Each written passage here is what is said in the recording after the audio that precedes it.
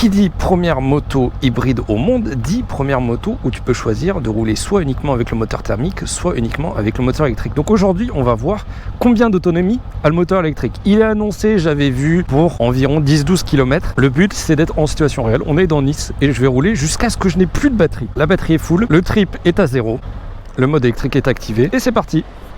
Alors comment il marche ce mode full électrique? Premièrement, la façon dont ça se recharge, c'est pour moi la façon la plus intelligente de voir la chose dans le monde des motos aujourd'hui, c'est que ça se recharge uniquement en roulant. Personnellement, ça aurait été une moto qu'il fallait recharger chez soi, ça aurait été clairement un frein. Ici, c'est uniquement quand le moteur thermique est allumé, donc en mode éco ou en mode sport, que ça va recharger le moteur électrique. Un aller simple entre Cannes et Nice, ça va faire environ 20-25 km, suffit pour recharger entièrement le moteur électrique. Derrière, ça reste un petit moteur électrique, on est sur une puissance d'environ celle d'une 125, on a une délivrance de la puissance qui est assez particulière parce qu'elle est plutôt douce contrairement à un petit peu tous les moteurs électriques que tu peux voir aujourd'hui. Celui-là favorise l'autonomie. C'est peut-être mon mode préféré de cette moto sur les trois. C'est assez incroyable de pouvoir choisir entre de la performance avec un moteur thermique et juste du silence, du confort avec un moteur électrique qui en plus ne vibre pas du tout. Oh, la batterie clignote, il n'y a pratiquement plus rien. Let's go! Promesse tenue, on est à 11,9 km depuis tout à l'heure, ce qui est exactement ce que je recherchais.